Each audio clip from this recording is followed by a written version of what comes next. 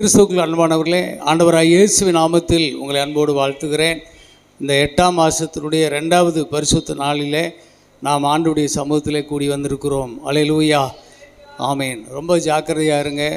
சபை கூடி வருதலை சிலர் விட்டுவிடுகிறது போல நீங்கள் விட்டு விடாதிருங்கள். நாளானது எவ்வளவு சமீபத்து வருகிறதை காண்கிறீர்களோ அவ்வளவாய் நீங்கள் ஒருவருக்கொருவர் புத்தி சொல்லி கொள்ள வேண்டும். அல்லேலூயா, ஆமேன். வந்துகிட்டே இருக்கணும். உங்களுக்கான ஒரு விடுதலையின் வார்த்தை கிடைக்க வரைக்கும் இன்னும் வந்துக்கிட்டே இருக்கணும். சில விஷயங்கள் புரியும், சிலது புரியாது. பரவாயில்ல, வந்துகிட்டே இருங்க. கர்த்தர் நம்மை சந்திக்கும் காலம், சந்திக்கும் நேரம் வரைக்கும் பொறுமையாக இருக்க வேண்டும். பொறுமை உள்ளவர்களுக்கு தேவன் பூரண கிருபையை நம்ம மேலே பெருக செய்வார். இன்றைக்கி பாருங்கள், இந்த ஒரு பகுதியை நான் எடுத்திருக்கிறேன். அதாவது லூக்கா 16ஆம் அதிகாரம் 1 to 13 வசனங்களை நாம் இன்றைக்கு வாசிக்க கேட்டோம். இதிலிருந்து இன்றைக்கு உங்களுக்கு ஒரு தேவ செய்தியை நான் தொடங்குகிறேன். இது ஒரு ரொம்ப ஆசீர்வாதமான ஒரு செய்தியாக இருக்கும். ஒவ்வொரு வாரமும் இதிலிருந்து புதிய புதிய கருத்துக்களை நாம் தெரிந்து கொள்ளப் போகிறோம். இது குறிப்பாக நம்முடைய வாழ்க்கையில் ஒரு மிகப்பெரிய ஒரு ஆசீர்வாதமான ஒரு வாழ்க்கையை அடைவதற்கான ஒரு திறவுகோலாக இருக்கும். தேவனுடைய ஒரு கோட்பாடு, தேவனுடைய ஒரு விதி இதில் இருக்குது. ஒரு விஷயத்தை புரிஞ்சுக்குங்க. இஸ்ரவேலை ஆசீர்வதிப்பதே கர்த்தருக்கு பிரியம். அதில் எந்த மாற்றமே கிடையாது. அல்லேலூயா சொல்லுங்க பார்ப்போம். இஸ்ரவேலை ஆசீர்வதிப்பதே கர்த்தருக்கு பிரியம். இதை ஒரு தீர்க்கதரிசி கண்டுபிடிச்சி சொன்னான். பிலேயாம், அவன் தடுமாறுகிற ஒரு தீர்க்கதரிசி. தீர்க்கதரிசிகள் குறித்து எச்சரிக்கையாக இருங்க. நான் சொல்கிறேன், உங்கள் வாழ்க்கைக்கு நீங்கள் தான் தீர்க்கதரிசி. அல்லேலூயா சொல்லுங்க பார்ப்போம். ஆமாம், வேதம் என்ன சொல்லுது நீங்கள் தான் பார்க்கணும். ஃபைனான்சியல் என்பது ஒரு மிகப்பெரிய ஒரு பாதிப்பு ஏற்படுத்துகிற ஒரு காரியம். ஓரல் ராபர்ட் ஒரு நாள் மனிதனுக்கு மிகவும் சவாலாக இருக்கிற ஒரு காரியம் பொருளாதாரம். இந்த பொருளாதார பாதிப்பு என்ற வழியிலே நானும் கடந்து வந்திருக்கிறேன். அது என் வாழ்க்கையை ரொம்ப நோகடித்தது. பல தூக்கமில்லாத இரவுகளை நான் சந்தித்திருக்கிறேன். பயம் என்னை சூழ்ந்திருக்கிறது. என் குடும்பத்தை என்னால் நடத்த முடியலை. என் மனைவி எனக்கும் என் பிள்ளைகளுக்கும் போதுமான உணவு கூட கொடுக்க முடியாத ஒரு ஊழியத்தை ஏன் செய்கிறீர்கள் என்று கேட்கிறார். என் மனைவி என்னை விட்டு போய்விடுவாள் என்கின்ற ஒரு சூழ்நிலை உருவாகிவிட்டது. அப்படிப்பட்ட ஒரு இரவையெல்லாம் நான் கழித்திருக்கிறேன் அப்படின்னு சொல்கிறாரு. தரிசனம் பெருசாக இருக்குது. ஊழியத்தில் பார்த்திங்கன்னா தரிசனம் பெருசு. ஆனால் தரிசனத்தை நிறைவேற்றுவதற்கு என்ன கிடையாதுங்க, போதுமான பணம் இல்லை. தரிசனத்தை வச்சுக்கிட்டு என்ன செய்கிறது? பணம் இல்லையே. கர்த்தர் எனக்கு ஒரு நாள் ஒரு வெளிச்சம் கொடுத்தார். அந்த வெளிச்சத்தை நான் பிடித்து கொண்டேன். அந்த பாதையிலே நான் சென்ற பொழுது தேவன் என்னை ஆசீர்வதித்தார் என்று ஒரு வல்லமையான சாட்சியை அவர் சொல்லுகிறார். ஆமாம், அமெரிக்காவில் ஒரு பெரிய யூனிவர்சிட்டி, ஓரல் ராபர்ட் யூனிவர்சிட்டி ஒன்று அவர் கட்டியிருக்கிறாரு. வெறும் 10ஆம் கிளாஸ் வரைக்கும் படித்தவர் தான்.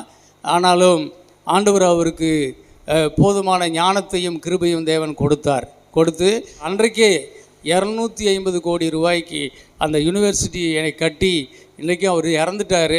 ஆனால் அவர் பேர் இன்றைக்கு விளங்குது. அவர் நம்ம டிஜிஎஸ் தினகரன் ஐயாவுக்கு நல்ல ஒரு நண்பர், நல்லா பேசிக்குவாங்க.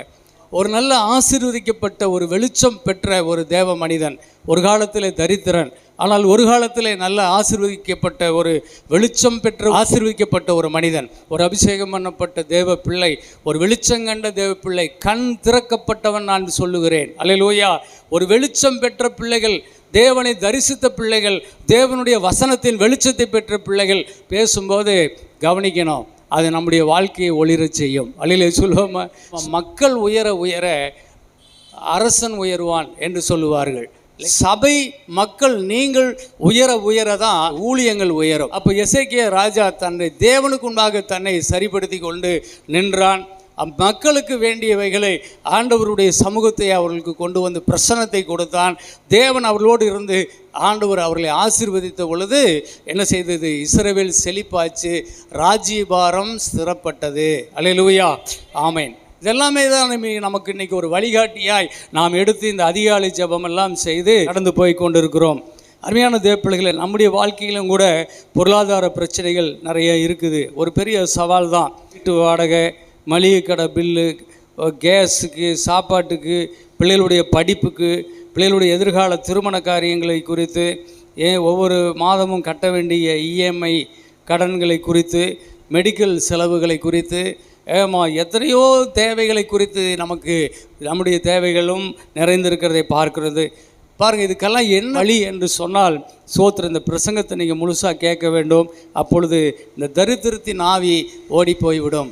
தரித்திரத்தின் ஆவியை ஓடு ஓடு அப்படின்னு சொன்னால் அது ஓடிடும். அது மறுபடியும் திருப்ப எங்கே போகிறது? திருப்பியும் நம்மக்கிட்டே வரும். ஏன் தரித்திராவி என்கிட்டே வரேன்னா, நீ ஆசீர்வதிக்கப்படலையே, அப்புறம் உங்கள்கிட்ட தானே வரணும். அப்போது அதுக்கு வழி உண்டாக்கி வச்சுருக்கிறோம். நீ இன்னும் கவலை விட்டு நீங்கலை, நீ இன்னும் வெளிச்சத்தை பெறலை, இன்னும் பிளஸ்ஸிங் குறிதான நன்மைகளை குறிதான ஒரு அறிதல் புரிதல் உனக்கு வரல. இல்லை, அப்போ நான் உன்னை விட்டு எங்கே போவேன்? உன்ன மாதிரி ஆள் தான் எனக்கு வேணும்னு திரும்ப வந்து உட்காந்துக்கும். அதனால தான் பிசாசு துரத்தி விட்டால் அது போயிட்டு தண்ணியிலும் பொல்லாத ஏழை கூட்டிகிட்டு வந்துடும். பிசாசு வெளியே போகணும். போகிறதுக்கு முன்னாடி வசனத்தால் நிரப்பட்ட அறிவு பெற்று பிசாசை துரத்தணும். அழியிலே சொல்லுங்க பார்ப்போம். அப்போ திரும்ப வரவே மாட்டான். ஏன்னா நிறைவானது உள்ளே இருக்குது, இனி குறைவானது வரவே வராது. அழியிலே சொல்லுங்க பார்ப்போம். அந்த தேவ செய்தியை நீங்கள் நல்லா கவனிங்க. இந்த லூக்கா 16ஆம் அதிகாரம் 1-3 வசனத்தை மட்டும் இன்றைக்கி நான் கொஞ்சம் எக்ஸ்பிளைன் பண்ணுறேன். அதாவது அது என்ன சொல்லுதுன்னா, ஐஸ்வர்யவானாகிய ஒரு மனுஷனுக்கு ஒரு உக்கிரானக்காரன் இருந்தான். அவன் தன் எஜமானுடைய ஆஸ்திகளை அழித்து போடுகிறதாக எஜமானுக்கு அறிவிக்கப்பட்டது. அன்பான தேவ பிள்ளைகளே, ஒரு எஜமான் ஒரு உக்கிரானக்காரன். பிரச்சனை என்னன்னா, அந்த உக்கிரானக்காரன் என்ன பண்ணிட்டான்? ஆஸ்திகளை செல்வங்களை அழித்து போட்டான். அதுதான் பிரச்சனை. உக்கிரானக்காரன் என்று சொன்னால் யார்? உக்கிரானக்காரனுடைய வேலை என்ன? அவனுடைய சொத்துக்களுக்கெல்லாம் பராமரிப்பதற்கு ஒரு பொறுப்பாளி என்று அர்த்தம். பொறுப்பாளி, மேற்பார்வையாளன். அது மாதிரி உக்கிரானக்காரர்கள் தான் இன்றைக்கி நாம எல்லாம் இந்த பூமியில் இருக்கிற ஒவ்வொரு கடவுளுடைய பிள்ளைகளாக இருக்கிற நாம் எல்லாருமே யாராக இருக்கிறோம் அப்படின்னு சொன்னால், தேவனுடைய பார்வையில் நல்ல உக்கிரானக்காரர்களாக இருக்கிறோம். 9:15 எப்படி வாசிக்கிறோம்? 2 கொரிந்தியர் எடுங்க. தேவன் அருளிய சொல்லி முடியாத ஈவுகளுக்காக அவருக்கு ஸ்தோத்திரம். யாருக்கு? நமக்கு தான் சொல்கிறாரு. நம்ம ஒவ்வொருவருக்கும் தேவன் அருளிய ஈவு. நான் ஒரு நாள் சொன்னேன்ல, என் பாக்கெட்டில் ஒரு பேனா இருக்குது. இந்த பேனா கூட தேவன் அருளிய ஈவு. நம்முடைய வீடு தேவன் அருளிய ஈவு. நம்முடைய பாத்திர பண்டங்கள் தேவன் அருளிய ஈவு. நம்முடைய மனைவி தேவன் அருளிய ஈவு. பிள்ளைகள் தேவன் அருளிய ஈவு. அருமையான தேவ பிள்ளைகளே, நம்முடைய பேங்க்கில் இருக்கிற பணம் தேவன் அருளிய ஈவு. எல்லாமே தேவன் அருளிய ஈவு. தேவன் அருளிய சொல்லி முடியாத ஈவுகளுக்காக அவருக்கு ஸ்தோத்திரம். சொல்லுங்கள், மறுபடியும் சொல்லுங்கள். தேவன் அருளிய சொல்லி முடியாத ஈவுகளுக்காக அவருக்கு ஸ்தோத்திரம். அருமையான தேவ பிள்ளைகளே, நம்மிடத்தில் இருக்கிற சொத்துக்கள், நம்மிடத்தில் இருக்கிற பணம், நம்மிடத்தில் இருக்கிற மற்ற எல்லா சம்பத்துக்கள் எல்லாவற்றையும் குறித்து நாம் என்ன நினைக்கிறோம் அப்படின்னு சொன்னால், எல்லாமே நான் சம்பாரித்தது, நான் உழைச்சேன், நான் உழைச்சி வேர்வை சிந்தி சம்பாதித்தது, ஒரு வேளைக்கு 2 வேளை செய்து சம்பாதித்தது, இரவும் பகலும் சிறுக சிறுக சேர்த்தி வச்சு நான் சம்பாதித்தது என் பணம் அப்படின்னு சொல்லி பணத்தின் மேலே நமக்கு என்ன இருக்குதுன்னா ஒரு உரிமை பாராட்டல் உண்டு. அதாவது ஆவிக்குரிய காரியம் அப்படிங்கிறது என்ன அப்படின்னு சொன்னால், பரிசுத்தமான காரியங்கள், பரிசுத்தமாய் வாழ்வது, பரலோக ராஜ்யம், அது ஆவிக்குரிய காரியம். அப்போ ஆவிக்குரிய காரியத்தில் எச்சரிக்கையாக வாழ்வதற்கு அசுத்தமான ஒரு வாழ்க்கை, அசுத்த நடக்கைகள், அதெல்லாம் நரகத்துக்கு கொண்டு போகும். இதெல்லாம் ஆவிக்குரிய உபதேசங்கள். ஆவிக்குரிய காரியத்திற்கு தேவ பிள்ளையினுடைய மனசு தாராளமாக திறக்குது. ஆனால் ஸ்தோத்திரம், தன்னிடத்தில் இருக்கக்கூடிய பணத்துக்கோ, தன்னிடத்தில் இருக்கிற வேலைக்கோ, தன்னிடத்தில் இருக்கிற சொத்துக்களுக்கோ, அவைகளுக்கும் தேவனுக்கும் சம்பந்தம் இல்லை. இதெல்லாம் என்னை சேர்ந்தது, என் பேரில் இருக்குது, இவைகள் என்னுடையது என்ற ஒரு உரிமை பாராட்டல் ஒவ்வொரு தேவ பிள்ளைகளுக்குள்ளும் இருக்குது. இதை நான் வெளியே கொடுக்க மாட்டேன், இதை ஆண்டவரே கேட்டாலும் நான் இதை தரமாட்டேன் அப்படிங்கிற ஒரு பிடிவாதம் நமக்குள்ளே இருக்குது. இல்லை, ஆமாம், அது தவறான எண்ணம். இதுதான் ஆண்டவருடைய பிள்ளைகளுக்கு தேவன் கண்டிப்பாய் உணர்த்துகிற ஒரு விஷயம். அருமையான தேவ பிள்ளைகளே, அப்படிப்பட்டவர்களுக்கு தேவன் எஜமானாக இருக்க முடியாது. பணம் தான் அவர்களுக்கு எஜமானாக இருப்பான். அப்போ இவர்கள் பணத்துக்கு அடிமைகளாக இருப்பார்கள். நீங்கள் ஒன்றுக்கும் அடிமைப்படக்கூடாது. ஒரு சிலருடைய வாழ்க்கையில் அடித்தளத்தில் அவர்கள் மாட்டிகிட்டு இருக்கிற விஷயம் என்னென்னா, பணத்துக்கு அடிமைகளாக இருக்கிறார்கள். ஒரு பெரிய பணம் இல்லை, கொஞ்சம் இருந்தால் கூட அவங்க அதுக்கு அடிமை தான். அவங்களுக்கு இருக்கிற ஒரு பயம் என்னென்னா, இதை நான் செலவழிச்சிட்டேன்னா இதை நான் திருப்பி சம்பாதிக்க முடியாது என்பதை குறித்து தான் அவங்களுக்கு ஒரு பயம். என்னை ஆளக்கூடாது, பணம் என்மேல் எஜமானாக இருக்கக்கூடாது, கர்த்தர் தான் எனக்கு எஜமானாக இருக்க வேண்டும். அல்லேலூயா சொல்லுவோமா? யாக்கோபு 1:17 அதில் படித்தோம்னா, எந்த நன்மையான ஈவும் எந்த பூரணமான வரமும் பரத்தில் இருக்கிற ஜோதிகளின் பிதாவின் இடத்திலிருந்து இறங்கி வருகிறது, அதில் யாதொரு மாறுதலும் வேற்றுமையான நிழலும் இல்லை. அப்போ கிட்ட இருக்கிற எந்த நன்மையான ஈவும் எந்த பூரணமான வரமும் எந்த பொன்னும் பொருளோ ஆவிக்குரிய ரீதியாகவோ அல்லது உலக ரீதியாகவோ நம்ம எடுத்திருக்கிற எல்லா நன்மையான ஈவுகளும் பரத்திலிருந்து தான் இறங்கி வந்திருக்கிறது. எந்த ஒரு மாறுதலும் கிடையாது, ஒரு வேற்றுமையான நிழலும் கிடையாது. ஆகவே உங்கள்கிட்ட இருக்கிறது அத்தனையுமே நீ தேவனிடத்திலிருந்து பெற்றுக்கொண்டது. அதை திட்டமாக யாக்கோபு சொல்லுகிறார். அதே மாதிரி ஆதியாகமம் புஸ்தகம் 1ஆம் அதிகாரம் 26 28 வரைக்கும் நீங்கள் படிக்கணும். பின்பு தேவன் நமது சாயலாகவும் நமது ரூபத்தின்படியேயும் மனுஷனை உண்டாக்குவோமாக, அவர்கள் சமுத்திரத்தின் மச்சங்களையும் ஆகாயத்து பறவைகளையும் மிருக ஜீவன்களையும் பூமி அனைத்தையும் பூமியின் மேல் ஊறும் சகல பிராணிகளையும் ஆளக்கடவர்கள் என்றார். தேவன் தம்முடைய சாயலாக மனுஷனை சிருஷ்டித்தார், அவனை தேவ சாயலாகவே சிருஷ்டித்தார், ஆணும் பெண்ணுமாக அவர்களை சிருஷ்டித்தார். பின்பு தேவன் அவர்களை நோக்கி, நீங்கள் பலுகி பெருகி பூமியை நிரப்பி அதை கீழ்ப்படுத்தி சமுத்திரத்தின் மச்சங்களையும் ஆகாயத்து பறவைகளையும் பூமியின் மேல் நடமாடுகிற சகல ஜீவ ஜந்துக்களையும் ஆண்டு கொள்ளுங்கள் என்று சொல்லி தேவன் அவர்களை ஆசிர்வதித்தார். அல்லேலூயா சொல்லிடுங்க பார்ப்போம். ஆமாம், யாரைய முதல் தாய் முதல் தகப்பன் அவங்களுடைய தொப்புள் கொடி தான் நாமெல்லாம் இன்னைக்கு. ஆமாம், அருமையான தேவ பிள்ளைகளை, அவர்கள் தேவனால் உண்டாக்கப்பட்டார்கள். நாம் போய் மனுஷனை உண்டாக்குவோம், தேவ சாயல் தேவ ரூபத்தின்படி அவரை படைப்போம்னு படைத்து அவர் உண்டாக்கி ஏற்கனவே அவர் உண்டாக்கி வச்ச அத்தனையும் கொண்டு வந்து அவன் கையில் கொடுத்து அவனை ஆசீர்வதிக்கிறார். இதையெல்லாம் நீ கீழ்ப்படுத்தி ஆண்டுகொள் என்று சொல்லி தேவன் ஆசீர்வதித்தார். அப்போ தேவன் யாருங்க? எஜமான். அல்லேலூயா சொல்லுங்க. அப்போ நீயும் நான் யாருங்க? உக்ரானக்காரன். தேவனுடைய சொத்துக்கு உக்ரானக்காரர்கள். விளங்குதுங்களா? அப்போ நீங்கள் ஃப்ரீயாக இருக்கணும். அதுக்காக தான் இந்த செய்தியெல்லாம். அந்த காலத்தில் அப்போஸ்தலருடைய பாதத்தில் சபையார் எல்லாரும் தங்கள் ஆஸ்திகளை எல்லாம் விற்று கொண்டு வந்து என்ன அப்போஸ்தலருடைய பாதத்தில் வச்சுட்டு அப்படியே அர்ப்பணித்து தன்னை போல இருந்தாங்க, ஃப்ரீயாக இருந்தாங்கன்னு வேதத்தில் வாசிக்கணும். இது எப்படி முடியும்? இது எப்படி முடியும்? அவர்களுக்கு ஒரே ஒரு எஜமான் தேவன் மட்டும்தான். அல்லேலூயா. ஆமாம், இனி இந்த பொண்ணோ பொருளோ இந்த உலகமோ இதில் இருக்கிற எந்த சொத்தோ என்னை ஆளக்கூடாது, என் ஆண்டவர் மட்டும் என்னை ஆளுவாராக. அந்த ஒரு விடுதலை வல்லமையை அன்றைக்கு அந்த சுவிசேஷத்தின் மூலமாக அப்போஸ்தலர்கள் பெற்றிருந்தார்கள். ஆகவே அவர்கள் ஒரு திருடர்களாக வாழ வேண்டிய அவசியமே கிடையாது. அல்லேலூயா சொல்லுங்க பார்ப்போம். ஆமேன். தசம பாகத்தை காணிக்கையை வஞ்சித்தா கர்த்தர் என்ன சொல்கிறாரு? நீங்கள் என்னை வஞ்சித்தீர்கள், நீங்கள் தசம பாகத்தை நீங்கள் திருடினீர்கள், வஞ்சித்தீர்கள், நீங்கள் சபிக்கப்பட்டவர்கள் என்று சொல்கிறார். அப்போ நமக்கு இந்த சத்தியம் தெரியல. எல்லாமே கர்த்தரிடத்தில் பெற்றோம், எல்லாமே கர்த்தருக்குரியது. தாவீது சொல்கிறார், எல்லாமே உம்முடைய கருத்திலிருந்து நான் பெற்றேன், உமக்கு நான் கொடுக்கிறேன் ஆண்டவரே, உமக்கு கொடுப்பதற்கு நான் எம்மாத்திரம் என்று சொல்லி கொடுத்தான். அல்லேலூயா. நானும் என் ஜனங்களும் கொடுப்பதற்கு நாங்கள் எம்மாத்திரம் என்று சொல்லி கொடுத்தாங்க. அப்போ எவ்வளோ பெரிய ஒரு வெளிச்சம் பாருங்க. இன்றைக்கு நிறைய பேருடைய வாழ்க்கையில் பணம் ஆளுகை செய்கிறது, பணத்தை விடுவிக்க முடியல அவர்கள், அதனால் ஆசீர்வதிக்கப்பட முடியல. கொடுங்கள் அப்பொழுது கொடுக்கப்படும். நீங்கள் கொடுங்க, நீங்கள் எந்த அளவு கொடுக்குறீங்களோ அந்த அளவுக்கு உங்களுக்கு ஆசீர்வாதம். ஆனால் கொடுக்க முடியல. கொடுக்க முடியாதபடிக்கு என்ன செய்யுது? இருதயத்தில் ஒரு கட்டு இருக்குது, அதுதான் தரித்திர கட்டு. அந்த தரித்திர கட்டு உடைந்தால், அந்த தாராளம் என்கின்ற இருதயம் வந்தால், தேவன் தாராளர் தயாபரர். அல்லேலூயா சொல்லாமா? ஆமாம், அவருடைய பூமி பெருசு, அவருடைய உலகம் பெருசு, அவருடைய கரம் பெருசு, அவருடைய ஆசீர்வாதங்கள் பெருசு, எல்லாமே நம்ம நோக்கி வரும். பாருங்க, இன்னொரு வசனம் அப்போஸ்தலர் 17ஆம் அதிகாரம் 28ஆம் வசனம் படிங்க. ஏனெனில் அவருக்குள் நாம் பிழைக்கிறோம், அசைகிறோம், இருக்கிறோம்.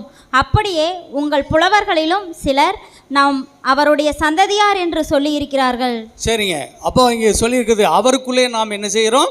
பிழைத்திருக்கிறோம், அவருக்குள்ளே நாம் அசைக்கிறோம், அவருக்குள்ளே தான் நாம் இருக்கிறோம். நாம் தனியாக இல்லை. நாம் யாருக்குள்ளே இருக்கிறோங்க? தேவனுக்குள்ளே இருக்கிறோம். அவர் உண்டாக்குன பூமிக்குள்ளே இருக்கிறோம். அவருக்குள்ளே இருந்து நாம் அசைஞ்சுக்கிட்டு இருக்கிறோம். அவருக்குள்ளே நாம் இருக்கிறோம். அல்லேலூயா சொல்லுங்க. சோத்திரம். இதை நம்ம புரிந்து கொள்ள வேண்டும். உங்களிலே புலவர்கள் கூட இப்படி சொல்லியிருக்கிறாங்கன்னு இருக்குது. நம்ம புலவர் ஒருத்தர் இருக்கிறாரு, கண்ணதாசன். அவர் ஒரு பாட்டு ஒன்று எழுதியிருக்கிறார். ஆண்டவர் உலகத்தின் முதலாளி, அவருக்கு நாம் எல்லாம் தொழிலாளி. அன்னை மடியின் இந்த பூமியில் நாம் அனைவரும் அவருக்கு கூட்டாளி, அவருக்கு நாம் கூட்டாளி அப்படின்னு. ஆனால் அந்த காலத்தில் நான் அந்த பாட்டு கேட்டிருக்கிறேன். அப்போ புலவர்கள் கூட அப்படி பாடியிருக்கிறாங்க அப்படின்னு சொல்கிறாரு.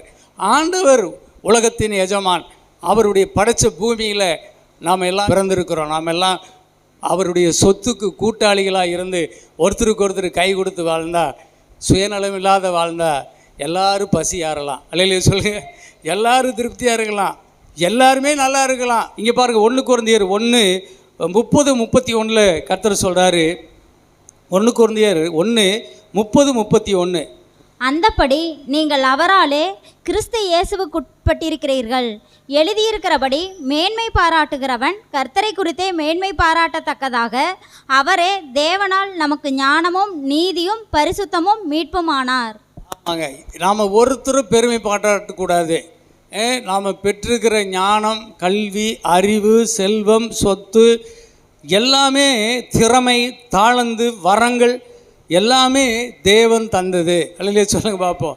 ஆமாம், ஒருவனும் பெருமை பாராட்டாதபடிக்கு எல்லாமே என்ன செய்யணும்? தேவன் தந்தது. எல்லாருமே கர்த்தரை குறித்து மட்டுமே மேன்மை பாராட்டும்படிக்கு படைக்கப்பட்டிருக்கிறோம். அல்லையே சொல்லுங்க பார்ப்போம். ஆமாம். உபாகமம் 8:17-18 இந்த 2 வசனத்தை படிங்க. என் சாமர்த்தியமும் என் கைப்பலனும் இந்த ஐஸ்வர்யத்தை எனக்கு சம்பாதித்தது என்று நீ உன் இருதயத்தில் சொல்லிக் கொள்ளாமலும் இருக்க எச்சரிக்கையாயிருந்து உன் தேவனாகிய கர்த்தரை நினைப்பாயாக. அவரே உன் பிதாக்களுக்கு ஆணையிட்டு கொடுத்த தம்முடைய உடன்படிக்கையை உறுதிப்படுத்தும்படி இந்நாளில் உனக்கு உண்டாயிருக்கிறது போல ஐஸ்வர்யத்தை சம்பாதிக்கிறதற்கான பலனை உனக்கு கொடுக்கிறவர். என் கைபலன், என் சாமர்த்தியம் தான் இதை சம்பாதித்தது என்று சொல்லாதபடிக்கு நீ என்ன செய்யணும்? எச்சரிக்கையாக இருக்கணும். இதெல்லாம் உன் பிதாக்களுக்கு நான் கொடுத்த என்னுடைய உடன்படிக்கை, நான் இரத்தத்தோடு நான் செய்து கொடுத்த உடன்படிக்கையின்படி நான் உன்னை ஆசீர்வதிப்பது எனக்கு பிரியம். என்னுடைய கோட்பாடுகளை நீ அறிந்திருக்க வேண்டும். என்னுடைய சட்டதிட்டங்களை நீ என்ன செய்ய வேண்டும்? புரிந்திருக்க வேண்டும். உன் ஞானம் என் ஞானம் அல்ல, உன் சிந்தை என் சிந்தை அல்ல, உன் அறிவு என் அறிவு அல்ல. தேவனுக்கு போதிக்கத்தக்க ஞானவானும் இங்கே ஒருவனும் கிடையாது. அவர்கிட்ட கையை கட்டி உட்கார்ந்து ஆண்டவரே சொல்லும் அடியேன் கேட்கிறேன். நம்ம கீழ்ப்படிந்திருக்கும் போது தான் அந்த அறிவு நமக்கு உண்டாகும். ஆண்டவருடைய ஐஸ்வர்யம் நம்மை சேரும். ஆபிரகாமை குறித்து நாம் பார்க்கலாம். அவர் தானே நமக்கு விசுவாசிகளின் தகப்பன். ஆதியாகமம் 12ஆம் அதிகாரம் 1-3 வசனம் படிச்சிருங்க. கர்த்தர் ஆபிராமை நோக்கி, நீ உன் தேசத்தையும் உன் இனத்தையும் உன் தகப்பனுடைய வீட்டையும் விட்டு புறப்பட்டு நான் உனக்கு காண்பிக்கும் தேசத்துக்கு போ. நான் உன்னை பெரிய ஜாதியாக்கி உன்னை ஆசீர்வதித்து உன் பேரை பெருமைப்படுத்துவேன். நீ ஆசீர்வாதமாய் இருப்பாய். உன்னை ஆசீர்வதிக்கிறவர்களை ஆசீர்வதிப்பேன், உன்னை சபிக்கிறவனை சபிப்பேன். பூமியிலுள்ள வம்சங்கள் எல்லாம் உனக்குள்ள ஆசீர்வதிக்கப்படும் என்றார்.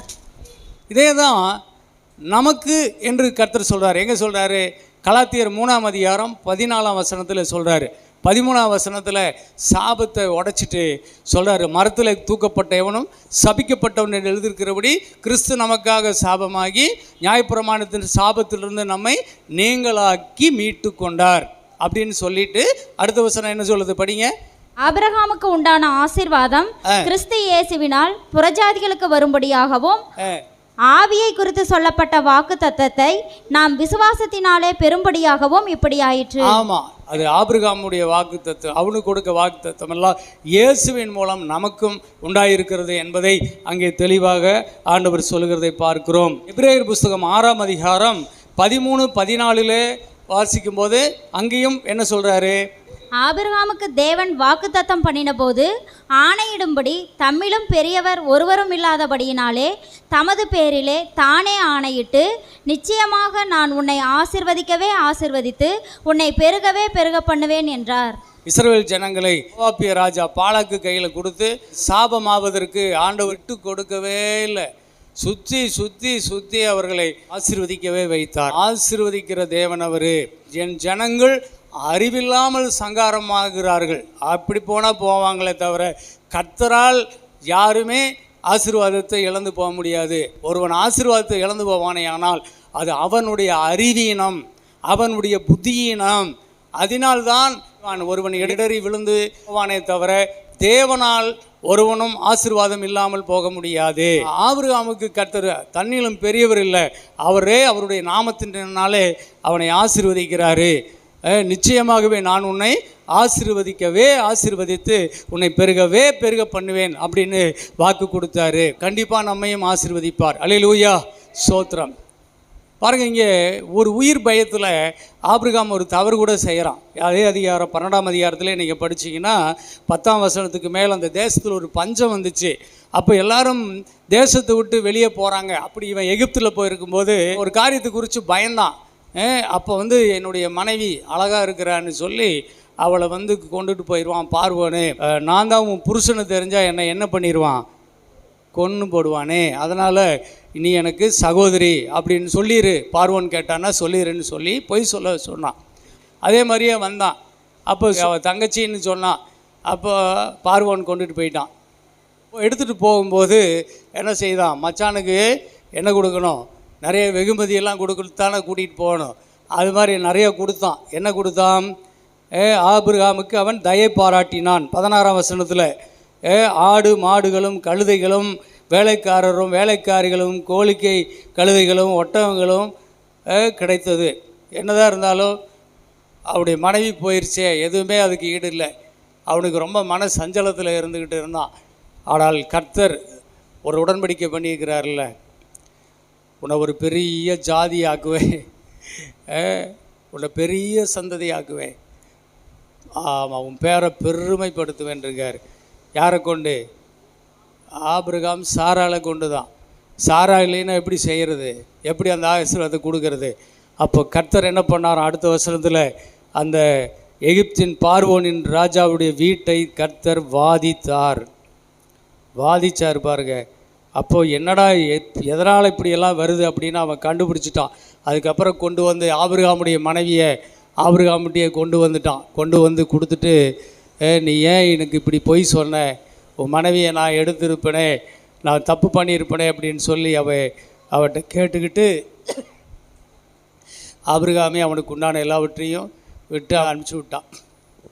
அருமையான தேவ பிள்ளைகளே, இந்த விதமாக ஆபிரகாம் அங்கேருந்து புறப்பட்டு வெளியே வந்துட்டான். ஸ்தோத்திரம். அடுத்த அதிகாரத்தில் வாசிக்கிறோம் 13ஆம் அதிகாரம் 2ஆம் வசனத்தில், ஆபிரகாம் மிருக ஜீவன்களும் வெள்ளியும் பொன்னுமான ஆசியுடைய சீமானாக இருந்தான்.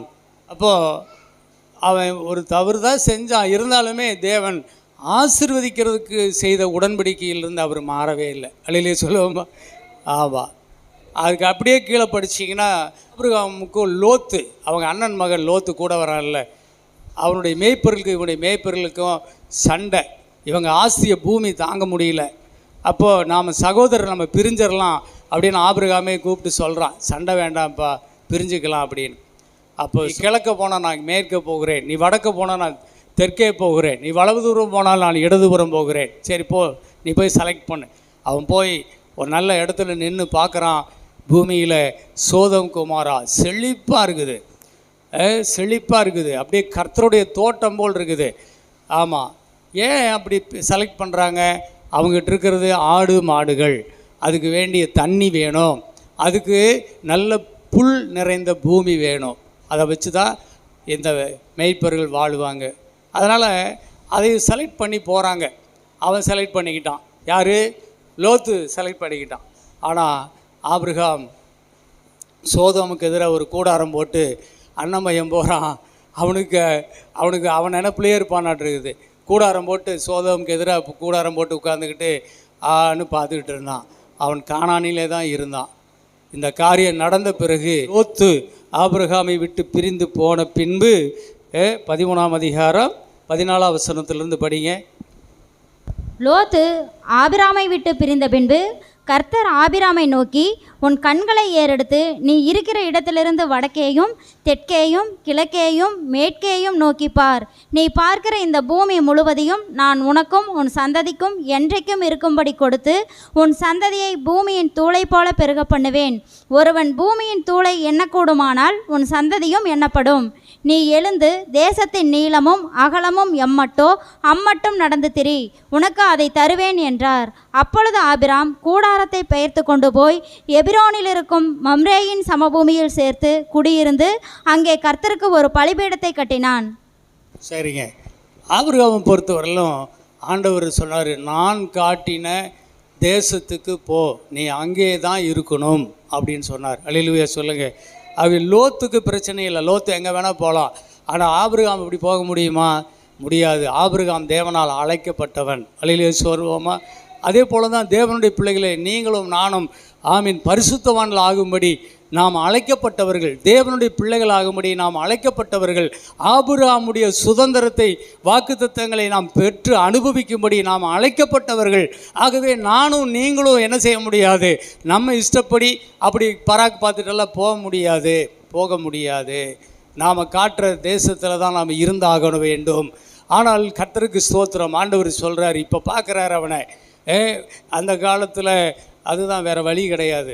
ஆனால் வறட்சியான அந்த பூமி கொஞ்சம் விளைஞ்சாலும் ஆண்டவர் எங்கே சொல்கிறாரோ அங்கேயே இருப்போம் என்று ஆபிரகாம் இருக்கிறான் பாருங்க. அப்போ ஸ்தோத்திரம். ஆண்டவரே இப்போ இந்த காரியம் நடந்த பிறகு தான் ஆண்டவர் அவனுக்கு வெளிப்படுறார். மறுபடியும் வெளிப்பட்டு சொல்கிறாரு, ஆபிரகாமே நீ பயப்படாத, நீ இங்கேயே இரு, இந்த தேசத்தை பாரு, இது நான் உனக்கு கொடுத்துருக்குறேன், உனக்கும் உன் சந்ததிக்குமாக நான் கொடுத்துருக்குறேன். இதெல்லாம் உன் பிள்ளைங்க எல்லாம் நிரம்பி இதில் வழிய போகிறாங்க, இதெல்லாம் நீங்கள் தான் ஆண்டு கொள்ள போகிறீர்கள் அப்படின்னு சொல்லி தேவன் மீண்டும் அவர்களோடு கூட பேசுகிறார். அப்போது அங்கே ஒரு பலிபீடத்தை கட்டி தேவனை அங்கே தொழுது கொண்டு அங்கேயே இருக்கிறான். அருமையான தேவ பிள்ளைகளை ஸ்தோத்திரம். இந்த காலத்தில் கூட என்ன செய்யுது? மாட்டுத்தீவனம், ஆட்டுத்தீவனம் எல்லாம் இன்றைக்கி கிடைக்கிது. அப்படியெல்லாம் அந்த காலத்துல எல்லாம் எதுவும் கிடையாதுங்க. நிலபலன்கள் விளைஞ்சா, மழை பெஞ்சாதான், இப்போ புல் பூண்டு பச்சிலைகள் முளைச்சாதான், ஆறு ஏரி நிலபலன்கள் வளைஞ்சாதான், அதுக்கு போய் புல் சாப்பிட்டா தான், ஆடுகள்லாம் கொழு இருந்தால் தான் முடி கத்திரிக்கலாம், பால் கறக்கலாம், அதனுடைய சாலம் எடுத்து உரம் போட்டு வைக்கலாம், உரம் போடலாம். அப்போது அவங்களுக்கு சொத்து செல்வம் எல்லாம் அதில் தான் பெருகும். அப்போ கர்த்தருக்கு ஸ்தோத்திரம். ஆபிரகாம் கர்த்தரை சார்ந்திருந்தான். ஆபிரகாமை தேவன் கானானிலேயே தேவன் ஆசீர்வதித்தார். அல்லேலூயா சொல்லுங்க பார்ப்போம். ஸ்தோத்திரம். ஆனால் சோதோம் கொமோரா என்னாச்சு?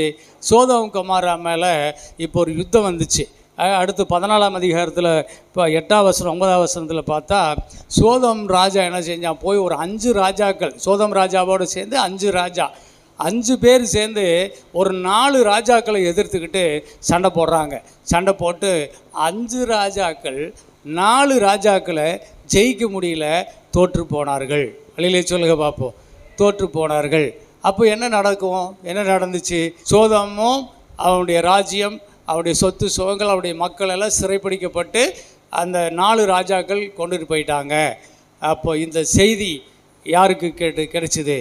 ஆபிரகாமுக்கு கேள்விப்பட்டான், அண்ணன் பையனை பிடிச்சிட்டு போயிட்டாங்கன்னு. உடனே அவன் தன்னோட வீட்டில் இருக்கிற 318 பேரை சேர்த்துக்கிட்டு தன்னோட உடன்படிக்கை பண்ணின அந்த எமோரியர்கள் அந்த மாதிரி ஆட்களையும் கொஞ்சம் பேர்த்த கூட்டிகிட்டு போய் ஆபிரகாம் தேவ பலத்தோடு அங்கே யுத்தம் செய்தான். ஆபிரகாம் தான் ஜெயித்தான். அந்த சத்துருக்களை முறியடிச்சிட்டு, துரத்தி அடிச்சுட்டு, அந்த செல்வங்களை எல்லாம் மீட்டு கொண்டு என்ன செய்தான்? அண்ணன் குடும்பத்தையும் மீட்டுக்கிட்டு, அந்த சோதோம் ராஜாவையும் மீட்டுக்கிட்டு வர்றான்.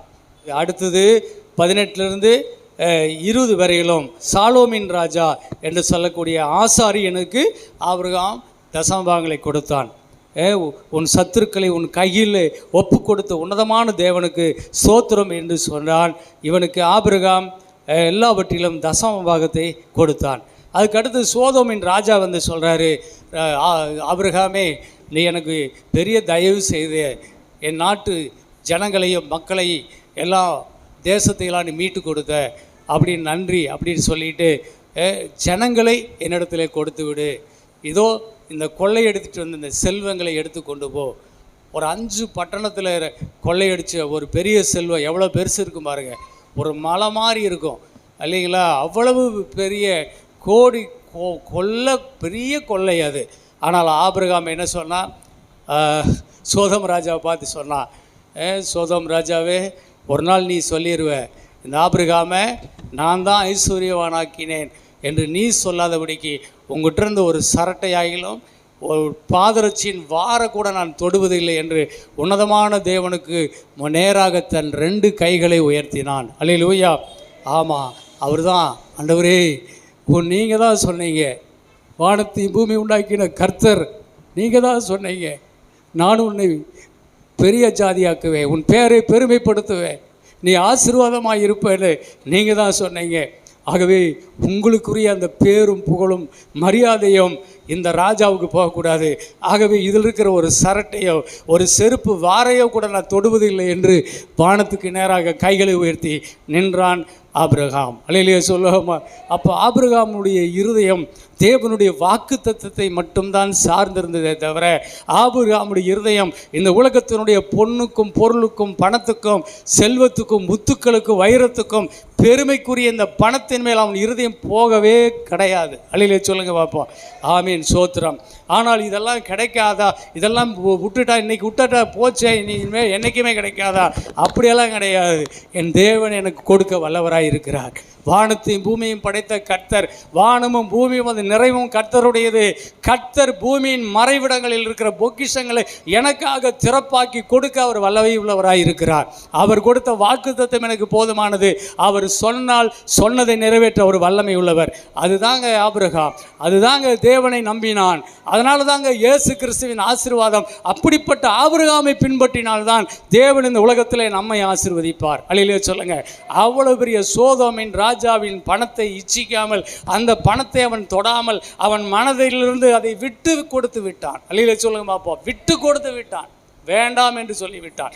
என் கூட வந்தவங்களுக்கு மட்டும், ஆமாம், அந்த எமோரியர்கள் அந்த மாதிரி ஆட்களுக்கு வாலிபர்களுக்கு மட்டும் என்ன வேணுமோ அதை கொடுத்துட்டு எனக்கு வேண்டாம் அப்படின்னு சொல்லிட்டு எனக்கு கொடுக்கறதுக்கு அவர் இருக்கிறாரு, பை பைட்டு போயிட்டே இருந்துட்டான். அல்லேலூயா சொல்லுங்க பார்ப்போம். ஆமீன், சோத்திரம். எனக்கு அன்பான தேவ பிள்ளைகளே, ஆமாம், ஆண்டவருடைய ஆசீர்வாதத்துக்கு நேராக இருக்கிறவர்கள் எப்பொழுதுமே என்ன செய்வாங்க? இதுதான் அவங்களுடைய இருதயம். அல்லேலூயா சொல்லுங்க. ஆமாம், இந்த உலகத்தில் எதுலேயுமே தங்களை அடிமையாக்கி கொள்ள விரும்ப மாட்டாங்க. பாருங்கள், இந்த காரியம் நடந்துச்சு. 15ஆம் அதிகாரம் 1ஆம் வசனத்தை படிங்க. இந்த காரியங்கள் நடந்த பின்பு கர்த்தருடைய வார்த்தை ஆபிரகாமுக்கு தரிசனத்திலே உண்டாகி, அவர், ஆபிராமே, நீ பயப்படாதே, நான் உனக்கு கேடகமும் உனக்கு மகா பெரிய பலனுமாய் இருக்கிறேன் என்றார். ஒவ்வொரு முறையும் பாருங்க, ஆண்டவர் ஆபிரகாமுக்கு ஒரு சோதனை மாதிரி கொடுக்குறார். ஒரு நாள் உன் மகனை கொண்டு வந்து எனக்கு பலி கொடுனார். ஏன் தெரியுமா? உன் மகனை விட ஒரு பெரிய காரியம் என் மகனை நான் கொடுக்க போகிறேன். அல்லேலூயா சொல்லுவோமா? ஆமாம், இப்போ ஒரு சோதனை கொடுத்தாரு. மலை போன்ற 5 பட்டணத்தினுடைய 5 ராஜ்யங்களினுடைய செல்வம் அவனுக்கு உண்டாக குவிஞ்சு கிடக்குது. அப்படியே குவிஞ்சு கிடக்குது. அஞ்சுன்னு சொல்ல முடியாது, நிறைய கொள்ளையடிச்சிட்டு வந்த பொருள் எல்லாம். ஆனால் ஒரு பொருள் மேல் கூட தன் இருதயத்தை பாய விடவே இல்லை. பாருங்கள், அதை பாய விடவே இல்லை. அப்படியே மனசை தேவனுக்கு முன்பாக திருப்பினான்.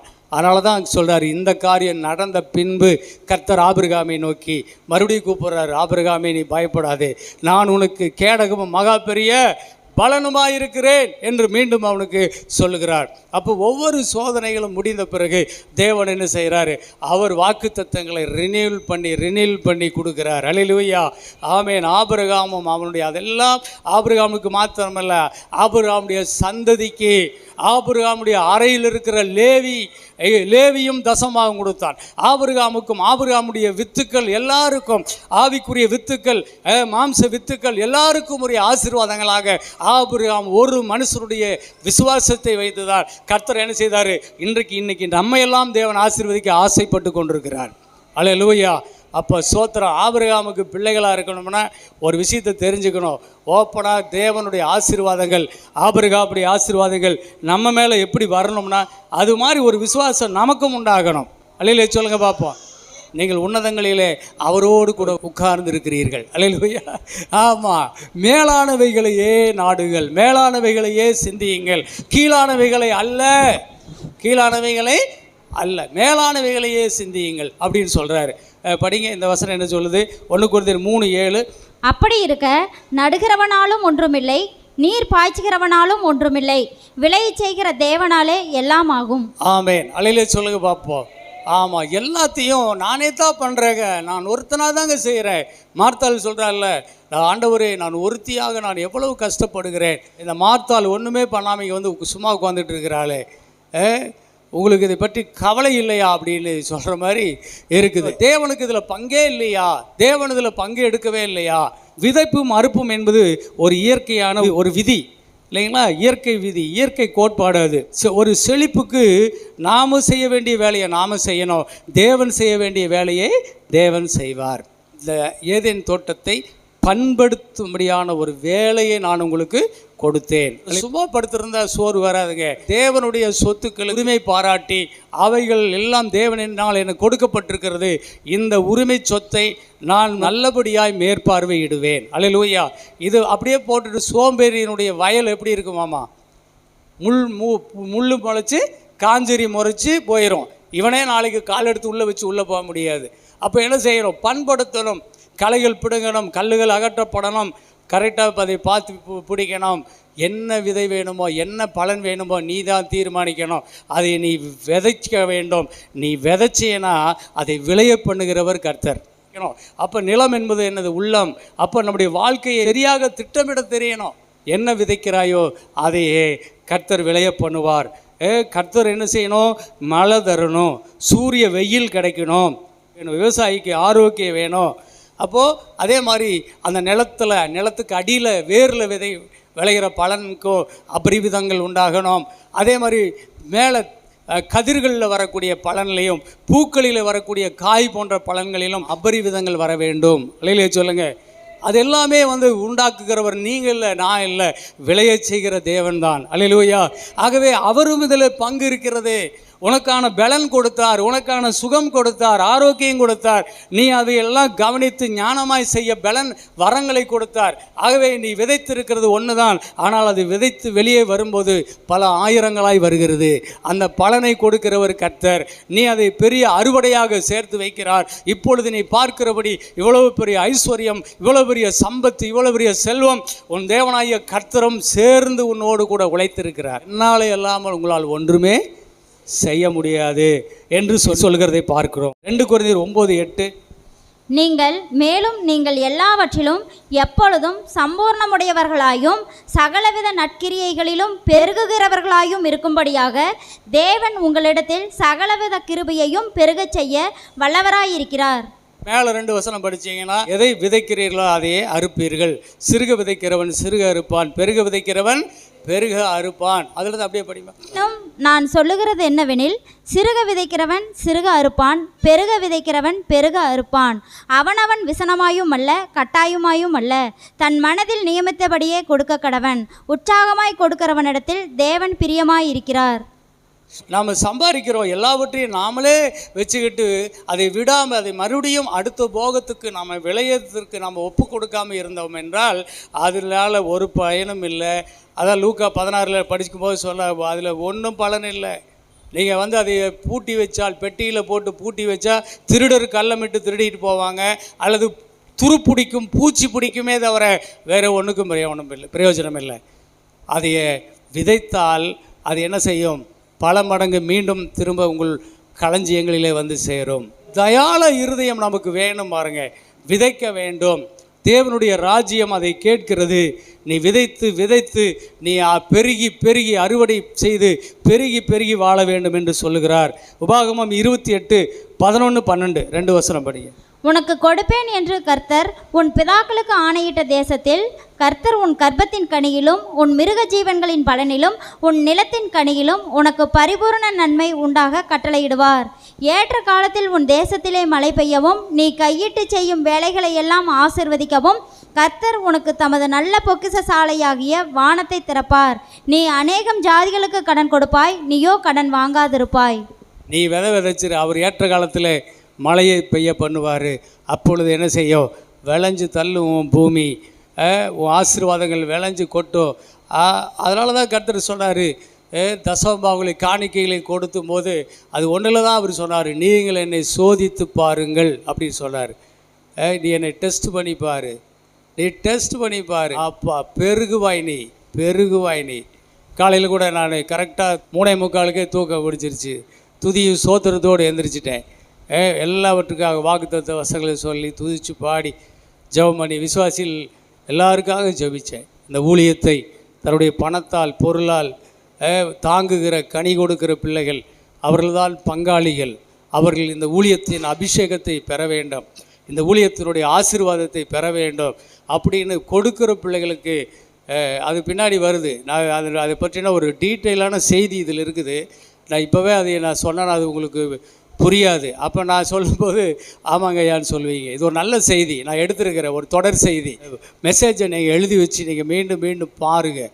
அப்போது விசனமாயும் இல்லை, கட்டாயமாயும் இல்லை, அவனவன் தன் மனதிலே நிர்ணயித்த அளவுப்படி எந்த அளவினால் அளக்கிறீர்களோ அந்த அளவினால் உங்களுக்கு என்ன செய்யப்படும்? அளக்கப்படும்.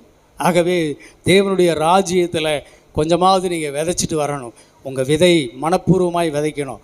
அதெல்லாம் என்ன செய்யும்? அது 30, 60, 100மாக பெரிய பலனை கொடுக்கும். நீ ஜாதிகளிடத்தில் கடன் வாங்குகிற பிள்ளையாக இருக்க மாட்டாய், கடன் கொடுக்கிற பிள்ளையாக இருப்பாய். அல்லேலூயா சொல்லுவோம். இதெல்லாம் வாக்கு தத்துவம். நான் எவ்வளோ பெரிய ஆண்டவருடைய பிள்ளையாக இருந்துட்டு நான் ஏன் இவ்வளோ கஷ்டப்படுறேன் நீ நினைக்கலாம். ஆண்டவர்கிட்ட என்றைக்குமே மிஸ்டேக் இருக்காது, நம்மக்கிட்ட தான் இருக்கும். நாம் தெளிவடைந்தால், நாம் அறிவடைந்தால், நாம் தேவனுக்கு கீழ்ப்படிந்தால், பிசாசுக்கு எதிர்த்து நின்றால், அப்பொழுது அவனை உங்களை விட்டு ஓடி போயிடுவான். அப்போ எப்படி எதுக்கிறது? தரித்திரவே போனா இல்லை, இது மாதிரி வாழப்போகிறேன். ஆண்டவர் இந்த உலகத்தின் முதலாளி, அவர் எஜமா, நான் அவருக்கு ஒரு உக்ரானக்காரன், தொழிலாளி. அவருடைய பூமியிலே நாங்கள் எல்லாரும் அவருடைய பங்காளிகளாய் நாங்கள் இருக்கிறோம். அல்லேலூயா. நாங்கள் ஒன்றுபட்டு இந்த பூமியிலே தேவனுடைய பலனிலே நாங்கள் திருப்தி அடைந்து மற்றவர்களை திருப்தி அடைந்து வாழ வைக்க போகிறோம். அல்லேலூயா சொல்லுங்க பார்ப்போம்.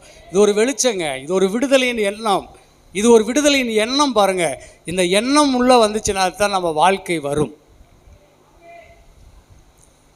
இன்றைக்கி இவ்வளவுதான். அடுத்த வாரத்தில் இதை விட இன்னும் நிறைய காரியங்கள் உங்களுக்கு சொல்லி தரப்போகிறேன். நல்ல ஒரு செய்தி, ஆண்டவர் கொடுத்த வெளிச்சத்தில் உங்களை நடத்துகிறேன். கர்த்தர் உங்களை ஆசீர்வதிப்பாராக.